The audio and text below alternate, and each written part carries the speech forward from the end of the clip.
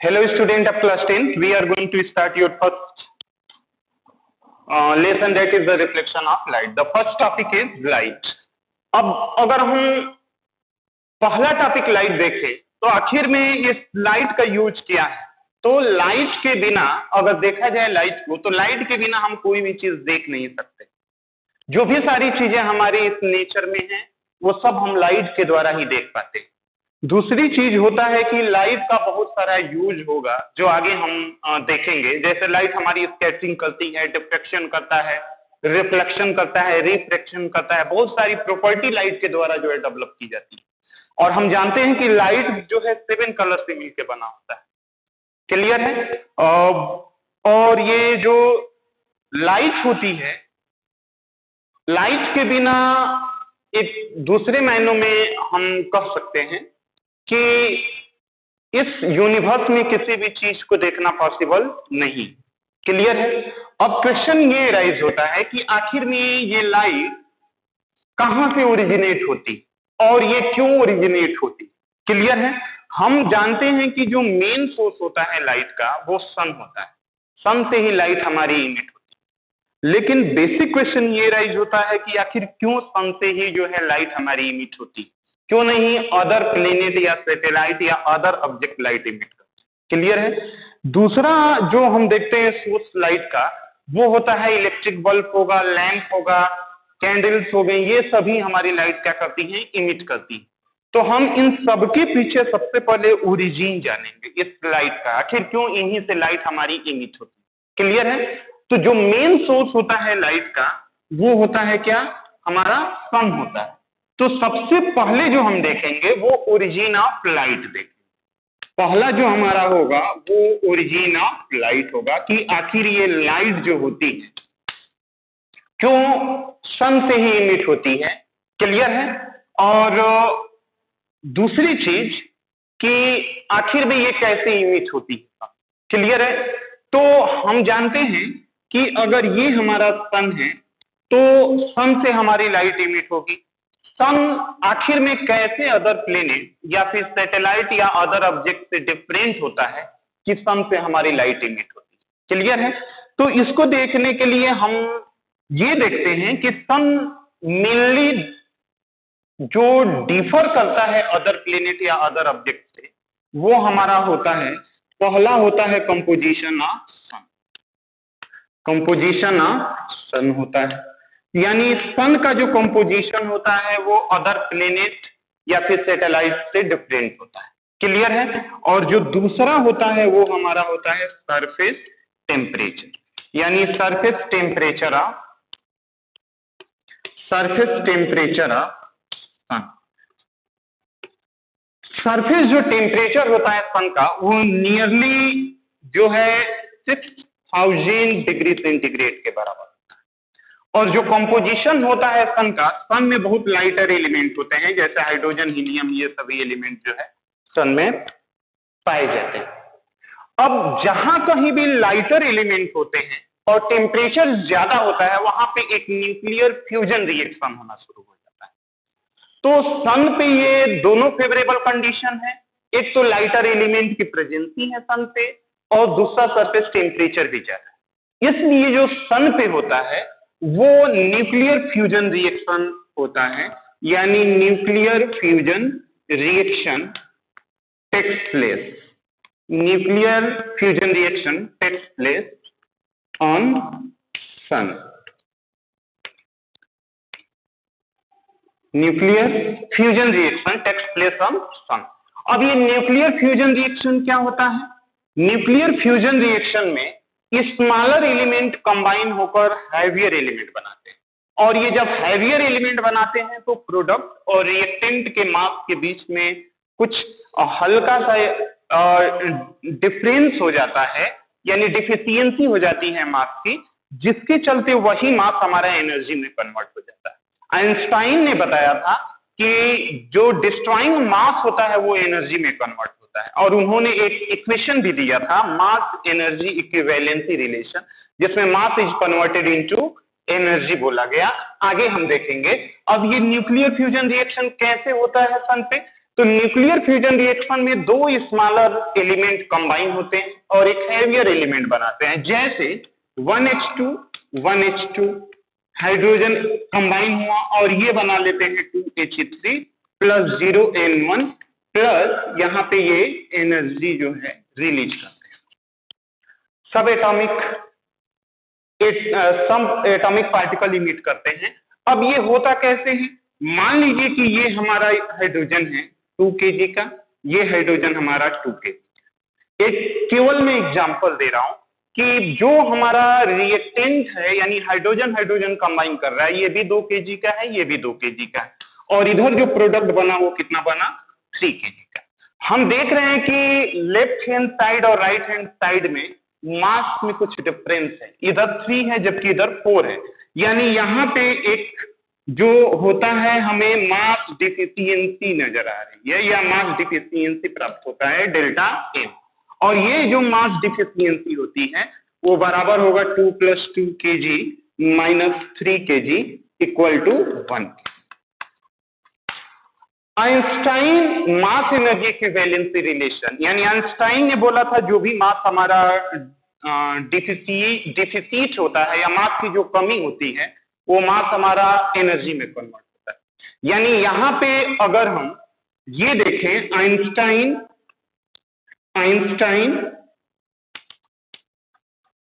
Mass energy equivalency, अगर हम relation देखें आइंस्टाइन मास एनर्जी इक्विवेलेंसी, अगर इक्वेशन देखा जाए, इक्विवेलेंसी इक्वेशन देखा जाए तो आइंस्टाइन ने ये बोला था कि जो मास हमारा डिस्ट्रॉय होता है या मास की जो डिफिशियंसी होती है वो एनर्जी में कन्वर्ट होती है, और जो एनर्जी मिलता है हमारा E वो बराबर होता है delta M C square.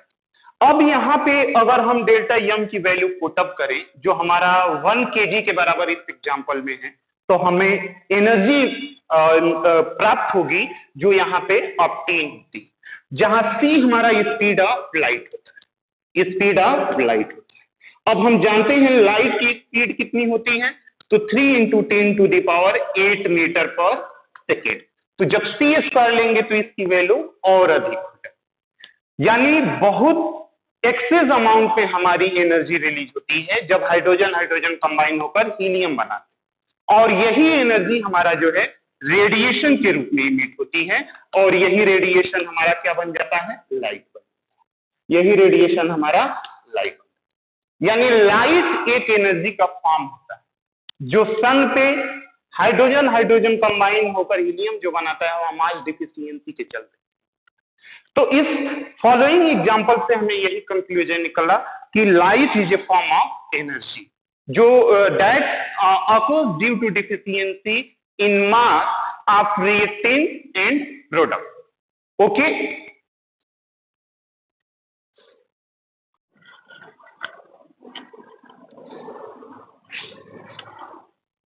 now we can easily define the light.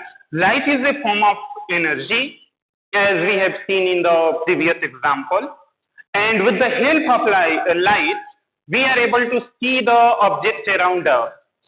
Understand? So I'm defining here the light. Light is a form of energy. Light is a form of energy. Light is a form of energy which makes object visible,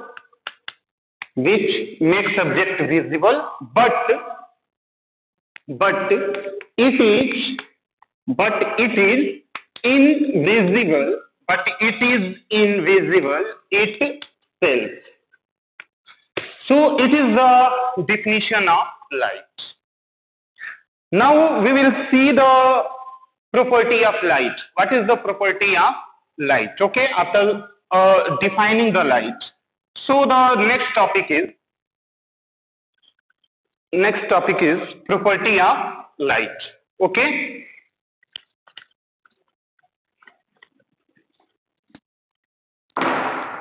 so I am writing here property property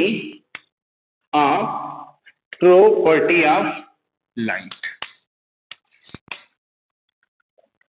property 1, जो light की पहली property होती है वो ये होती है कि लाइट ऑलवेज एक स्ट्रेट लाइन में प्रोपेगेट करती है, एक सेम मीडियम में या फिर होमोजीनियस मीडियम। यानी होमोजीनियस मीडियम में लाइट हरदम एक स्ट्रेट लाइन या स्ट्रेट पाथ को फॉलो करेगी, लेकिन जब भी मीडियम हमारा चेंज होता है तो लाइट का पाथ भी चेंज हो जाता है। क्लियर है? वो हम आगे देखेंगे। सो लाइट always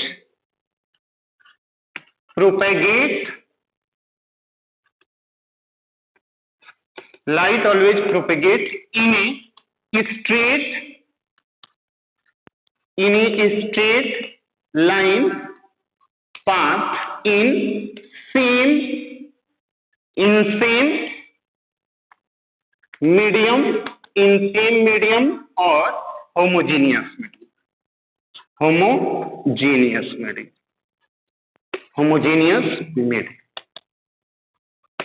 अब ये होमोजीनियस मीडियम क्या होता है?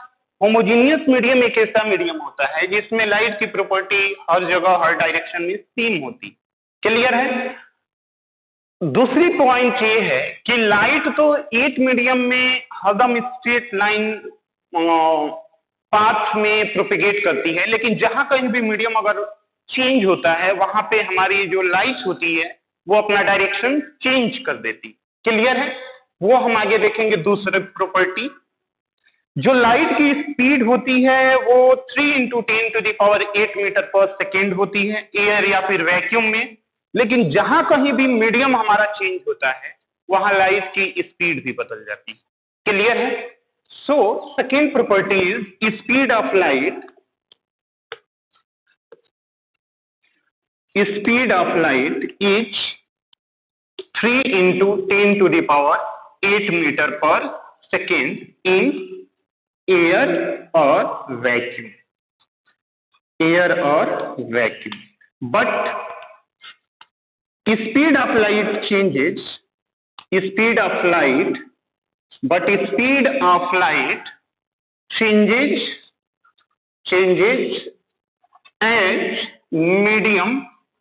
as medium changes। तीसरी प्रॉपर्टी, लाइट की जो सबसे अच्छी प्रॉपर्टी होती है वो ये होती है कि लाइट के पास ड्यूल नेचर होता है। लाइट हमारी पार्टिकल के रूप में भी काम करती है कहीं कहीं और वेव के रूप में भी काम करती है। जैसे रिफ्लेक्शन और रिफ्रैक्शन जब हम देखेंगे तो वहां लाइट को हम पार्टिकल के रूप में ट्रीट कर सकते हैं, या फिर फोटो इलेक्ट्रिक इफेक्ट अगर हम देखें तो वहां लाइट को हम पार्टिकल के रूप में ट्रीट कर सकते हैं। लेकिन जहां इंटरफेरेंस, डिफ्रैक्शन या पोलराइजेशन फिनोमिना होता है वहां हम लाइट को वेव के रूप में ट्रीट करते हैं। यानी लाइट हमारा पार्टिकल और वेव दोनों के रूप में ट्रीट किया जाता है। यानी लाइट के पास dual nature. I am writing here light has dual nature. It acts as a particle as well as wave। Clear है? जो चौथी प्रॉपर्टी हम देखेंगे वो ये देखेंगे कि आखिर में लाइट का नेचर क्या होता है। क्लियर है student? So we are going to see the nature of light. Okay,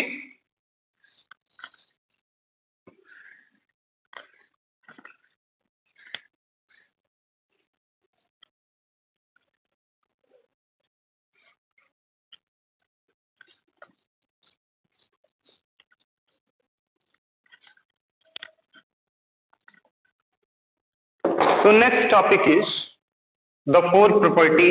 हम अगर बात करेंगे वो करेंगे नेचर ऑफ लाइट के बारे में। देखिए आखिर में नेचर ऑफ लाइट में हम क्या जानेंगे कि कैसे हमारी सन से लाइट इमिट होती है या किस तरह से हमारी लाइट प्रोपेगेट होती है सन से और surface on the surface of earth, या किसी भी बॉडी से जो लाइट हमारी इमिट होती है वो किस रूप में इमिट होती है या किस रूप में प्रोपेगेट करती मीडियम में। ओके, तो नेचर ऑफ लाइट के बारे में 4 हाइपोथेसिस या 4 थ्योरी दिया गया, जिसमें पहला थ्योरी आपका है कार्पुस्कुलर थ्योरी। कार्पुस्कुलर थ्योरी, कार्पुस्कुलर थ्योरी में ये बोला गया कि जो लाइट होती है वो हमारी टीनी, स्मॉलर और इलास्टिक पार्टिकल से मिलकर बनी होती है। क्लियर है? जो दूसरी हमारी प्रॉपर्टी होती है वो ये होती है, दूसरी हमारा जो थ्योरी होगा वो होगा वेव। वेव थ्योरी में ये बोला गया था कि लाइट हमारा जब मीडियम में प्रोपेगेट होता है या फिर सोर्स से इमिट होता है वो वेव के रूप में प्रोपेगेट होता है मीडियम में। क्लियर है? तीसरी जो प्रॉपर्टी जो तीसरी हमारी थ्योरी होती है वो होता है क्वांटम थ्योरी। क्वांटम थ्योरी होता है। क्वांटम थ्योरी में ये बोला गया था कि जो लाइट होती है वो मीडियम में एनर्जी के पैकेट के रूप में सोर्स से निकलती है। एनर्जी के छोटे छोटे बंडल ऑफ पैकेट के रूप में निकलती है, और एक पैकेट की जो एनर्जी होती है वो फाइनाइट होती है। क्लियर है? और उस इनर क्वांटिटी है, या चौथी जो थ्योरी होती है वो ईएम थ्योरी इसको बोलते हैं। ईएम थ्योरी मतलब इलेक्ट्रोमैग्नेटिक थ्योरी। इलेक्ट्रोमैग्नेटिक थ्योरी में ये बोला गया कि जो हमारी लाइट है वो 2 कंपोनेंट से मिलकर बनी होती है। एक हमारा इलेक्ट्रिक फील्ड होता है, दूसरा मैग्नेटिक फील्ड होता है। इलेक्ट्रिक फील्ड और मैग्नेटिक फील्ड का जो दोनों कंपोनेंट होता है प्रोपेगेशन, लाइट जिस डायरेक्शन में प्रोपेगेट कर रही होती है उसके परपेंडिकुलर। तो ये 4 थ्योरी हमारा जो है वो लाइट के प्रोपेगेशन के बारे में बताता है। About propagation of light, propagation of light, जो फर्दर क्लास में हम देखेंगे। क्लियर है?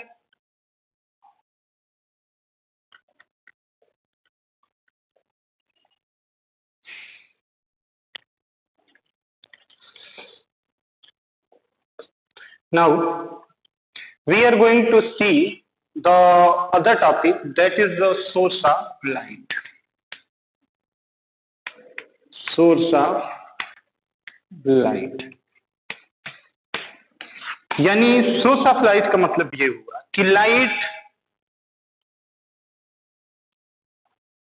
किन किन ऑब्जेक्ट से जो है इमिट होती है। लाइट के सोर्स क्या होते हैं? तो 2 तरह के सोर्स होते हैं लाइट के। पहला आपका होगा ल्यूमिनस सोर्स ऑफ लाइट, या ल्यूमिनस बॉडी बोलते हैं। ल्यूमिनस सोर्स ऑफ लाइट या ल्यूमिनस सम बॉडी बोलते हैं। ल्यूमिनस सोर्स ऑफ लाइट या ल्यूमिनस बॉडी एक ऐसी बॉडी होती है जो खुद अपने में से लाइट को इमिट करती है। जैसे हमारा सन हो गया, इलेक्ट्रिक बल्ब हो गया, लैंप हो गया, ये जितने भी हमारे सबस्टांस होते हैं या ऐसे कहिए बॉडी होते हैं, इनसे लाइट खुद इमिट होती है। क्लियर है कि नहीं? यानी ल्यूमिनस बॉडी वो बॉडी होंगे या ल्यूमिनस सोर्स ऑफ लाइट वो सोर्स ऑफ लाइट होता है जिनसे लाइट खुद इमिट होती है। यानी ल्यूमिनस सोर्स ऑफ लाइट या इट इज ए, या फिर ऐसे लिख सकते हो विच इमिट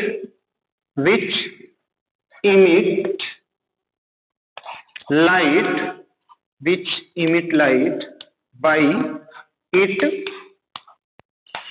सेल्फ, जो खुद अपने में से लाइट को इमिट करती है उसको हम ल्यूमिनस बॉडी या ल्यूमिनस सोर्स ऑफ लाइट कहते हैं। जैसे सन हो गया हमारा, या जितने भी स्टार हो गए, मरकरी, बल्ब, लैम्प, ये सभी हमारे जो है ल्यूमिनस सोर्स ऑफ लाइट के एग्जांपल हैं।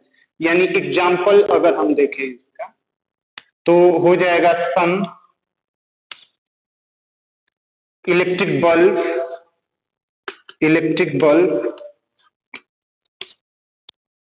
सन, इलेक्ट्रिक बल्ब, लैम्प, इटीसी, ये सभी हमारे ल्यूमिनस सोर्स ऑफ लाइट होते हैं। फिर जो है दूसरा हमारा होता है non luminous, non luminous source of, non luminous source of light. Non luminous source of light एक ऐसे सोर्स ऑफ लाइट होते हैं जिनसे लाइट खुद इमिट नहीं होती है, यानी जो अपने में से लाइट को इमिट नहीं करते। ये किसी दूसरे बॉडी से लाइट को लेते हैं और फिर ये जो है रिफ्लेक्ट करते हैं। क्लियर है? यानी फिर उनसे लाइट जो है रिफ्लेक्टेड रे के रूप में या फिर अदर वे में बाहर होता है। यानी non luminous source of light वो होते हैं, वो बॉडी होंगे जिनसे लाइट इमिट नहीं होती है, यानी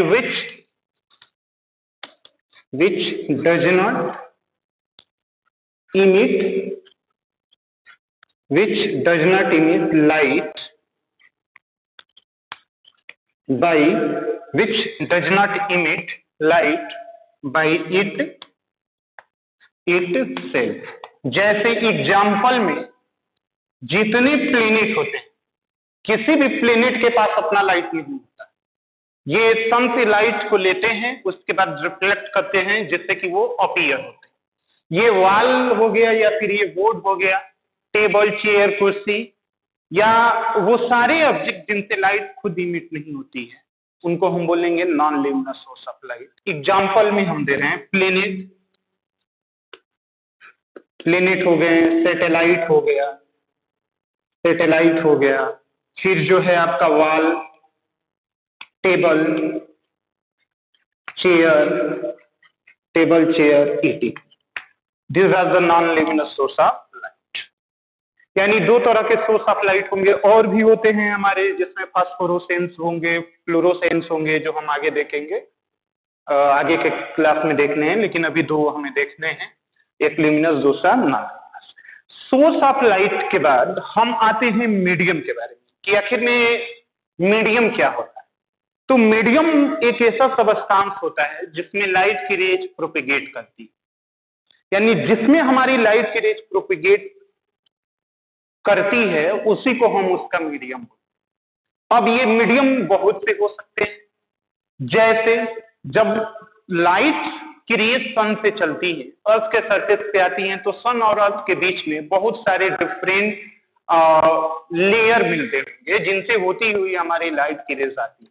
तो वो सारे जो डिफरेंट लेयर होंगे जिसमें कि डिफरेंट कंपोजिशन ऑफ एलिमेंट होते हैं, उन्हीं को हम बोलते हैं मीडियम। मीडियम चेंज होने से लाइट अपनी प्रॉपर्टी को चेंज करती है, उसकी स्पीड भी बदल जाती है, स्कैटर होता है, रिफ्लेक्शन होता है, बहुत सारी जो है प्रॉपर्टी शो करते हुए हमारी अर्थ के सरफेस पे आती है।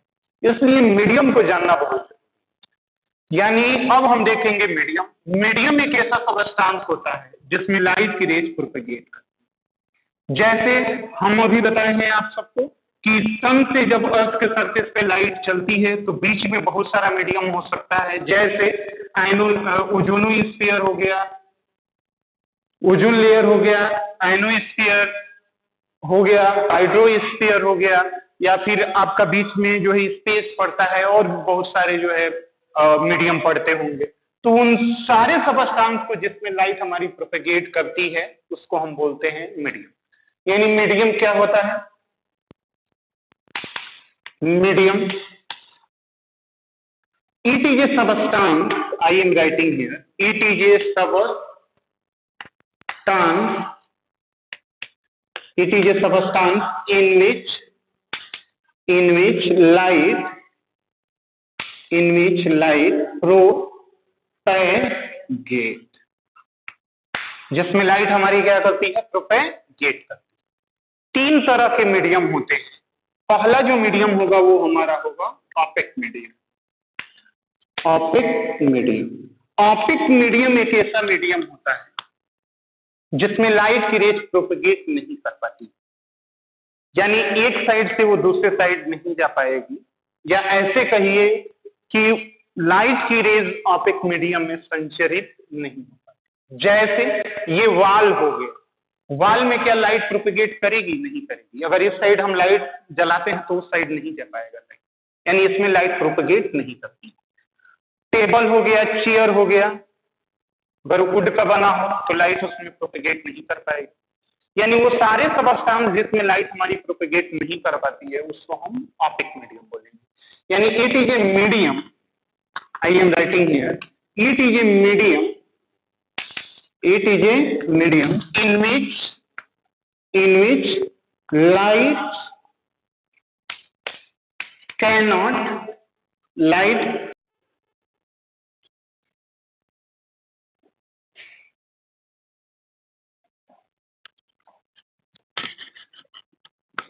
so opaque medium, it is a medium in which light cannot propagate.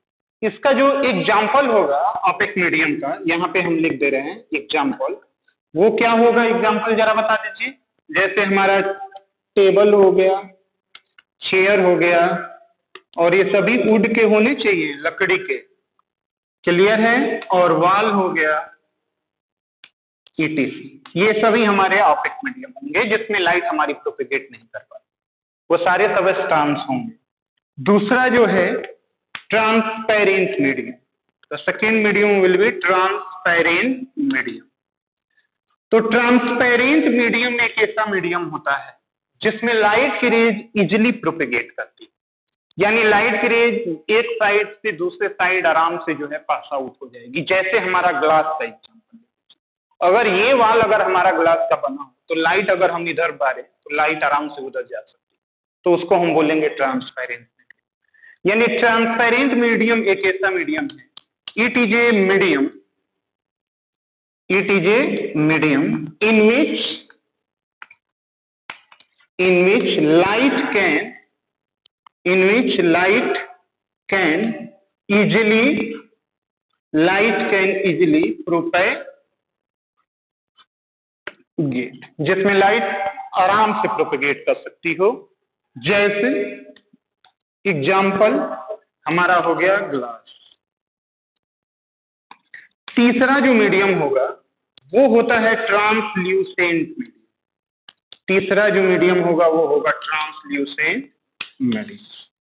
Translucent medium एक ऐसा मीडियम होता है जिसमें लाइट पार्शियली प्रोपेगेट करती है। पार्शियली प्रोपेगेट करने का मतलब ये है कि कुछ डिस्टेंस तक ही जाएगी, उसके बाद लाइट या तो एब्जॉर्ब हो जाएगी उस मीडियम के द्वारा, क्लियर है, या उसकी इंटेंसिटी कम होती जाएगी, डीम होती जाएगी लाइट हमारी, तो उसको हम बोलेंगे ट्रांसल्यूसेंट मीडियम। जैसे कुहासा, ठंडी के दिनों में सुबह देखेंगे तो बहुत ज्यादा कुहासा, फॉग गिरा रहता है, उस समय अगर हम अपने गाड़ी का लाइट जलाएं तो वो लाइट ज्यादा दूर डिस्टेंस तक नहीं जाता है, तो उसको हम बोलते हैं translucent medium.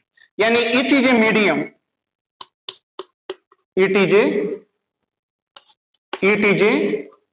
medium in which light partially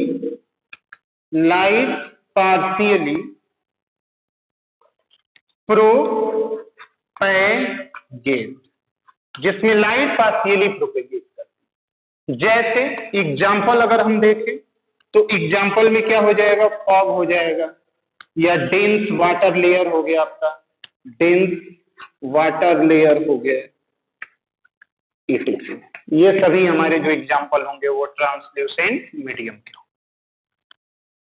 यानी तीन तरह के मीडियम हो गए, पहला ऑपेक मीडियम, ट्रांसपेरेंट मीडियम, और दूसरा जो है ट्रांसल्यूसेंट मीडियम। अब सोर्स ऑफ लाइट और मीडियम देखने के बाद, और लाइट कैसे प्रोपेगेट होती है इस मीडियम में, ये देखने के बाद हम अगला जो टॉपिक देखते हैं वो देखते हैं interaction of light with interfaces. यानी जब लाइट किसी भी सरफेस पे गिरती है तो कितनी तरह की फिनोमिना जो है जनरेट करती है, क्लियर है। तो ये हम देखेंगे जो अगला टॉपिक होगा